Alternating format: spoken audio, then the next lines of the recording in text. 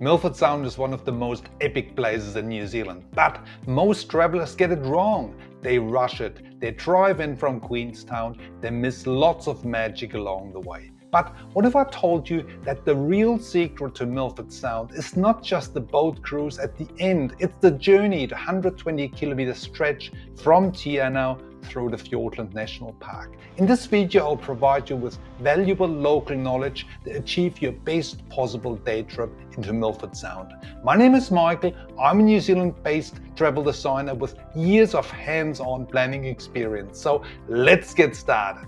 Now, the biggest game changer is actually where you stay. Most people think Queenstown is the obvious choice because it's the main tourism hub. But for Milford Sound, this is actually not the case. And here's why. Queenstown to Milford Sound is a long 4 to 5 hour drive each way. That's 9 to 10 hours of driving in a single day if you want to do it as a day trip. You'll be exhausted, rushed, and you'll miss many of the incredible stops along the way.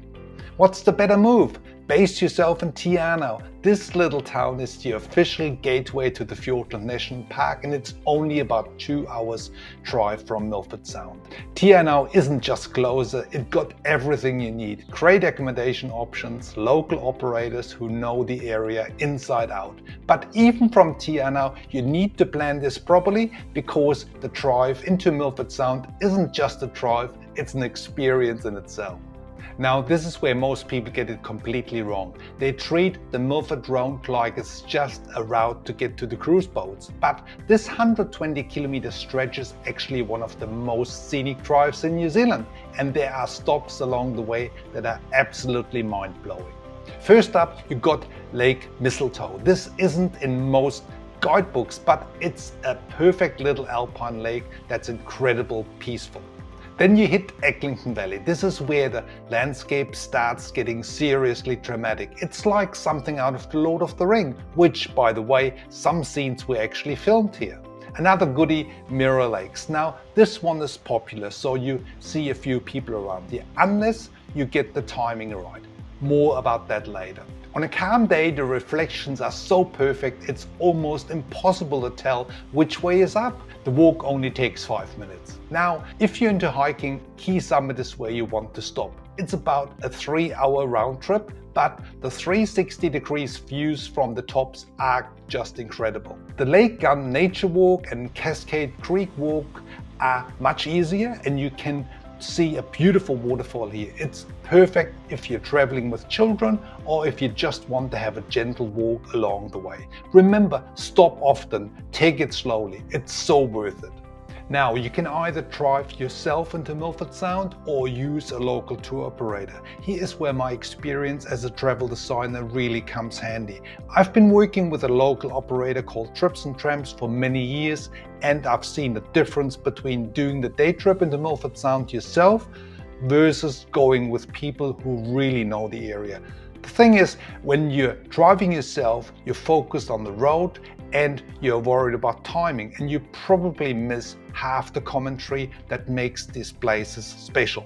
Also, another insider tip, if you're into hiking, then Trips and Tramps does this incredible day trip that combines the scenic drive into Milford, then hiking the Milford Track as a 3-hour easy walk in the morning and the scenic boat cruise in the fjord in the afternoon. Then back to Te Anau by 6 p.m. It's truly a magic trip in a small tour group I can absolutely recommend. If you still want to drive yourself into Milford Sound, then start early, like leaving Te Anau around about 7 a.m. Most people think this is crazy, but here's why it's genius. You beat all the tour buses from Queenstown, you get the best light for photos, and you have places like the Mirror Lakes almost to yourself. If you found this video helpful, please hit the subscribe button below to stay connected for more helpful New Zealand travel videos to come. Plus, put any comments or questions into the comments box below.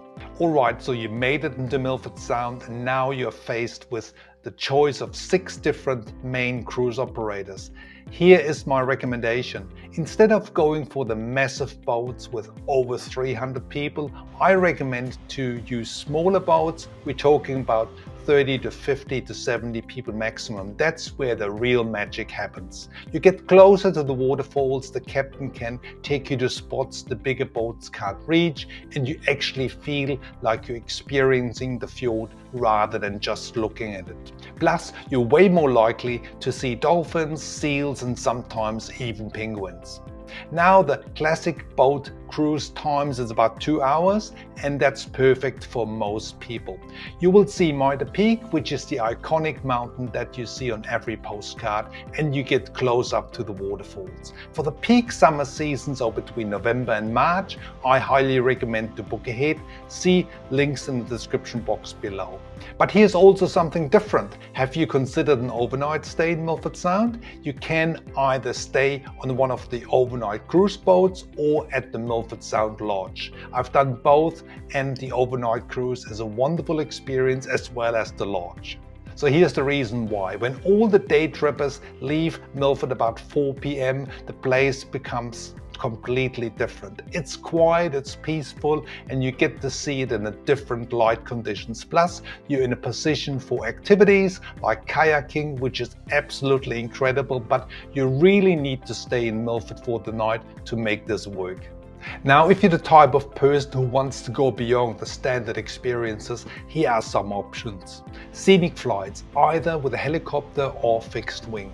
These give you a perspective you just can't get from the ground. You see how massive this area really is and how the fjords connect with each other. But they are weather dependent and they come at a cost. Kayaking in the fjords is something special. You're paddling in waters that's sometimes 500 meters deep. You're getting close up to waterfalls, and it's so quiet you can hear the wind, waves, and wildlife so clearly. But you really need to stay overnight in Milford, as mentioned before. For the more serious hikers, there are some incredible off-the-beaten-track options like the 𝗬𝗂𝗃𝗂𝗁𝗲 Valley or 𝗬𝗏𝗃𝗃𝗃 two are always seen to mention. But here's the thing, these are not casual walks. You need to have a very good fitness, proper hiking experience, and you must check in with the Department of Conservation office in Te Anau before you go. Now here's something most people don't think about it, the drive back. You had an incredible day, you're probably a bit tired, and you're still out to discover amazing sights. There are often much less people around, such as key locations like the Mirror Lakes or the 𝗪𝗏𝗄, so do that in the afternoon. The 𝗪𝗏𝗄 is a quick 20 minutes walk that's perfect to stretch your legs. Another insider tip is to plan to stay for 3 nights in Te Anau. Then you can do some of the mentioned sites and hikes such as Lake Marion or Key Summit on the second full day, again out of Te Anau. The region is full of nature hikes and real outdoor experiences, so staying longer is a great idea. Alright, let's wrap this up with some practical advice that make your trip so much better. Weather. Check it obsessively. Milford Sound gets about 200 days of rain per year. But here's the thing, it's actually incredible with heavy rain. The waterfalls become massive, the whole place becomes alive, and you get this moody, dramatic atmosphere that's totally different from the sunny day experience. Fuel up in Te Anau. There are no petrol stations available between Te Anau and Milford Sound, so make sure the tank is full. Pick up layers of clothing. The weather can change very quickly, and it's usually cooler at Milford Sound than Te Anau. And here's a bonus. Download a detailed Milford Road map with all the stops I mentioned today and more in the video description box below, including the ones that most people miss. If you want more insider tips to explore the Fiordland region with hikes and other activities, check out my video up here. Thanks very much for watching. See you in the next video.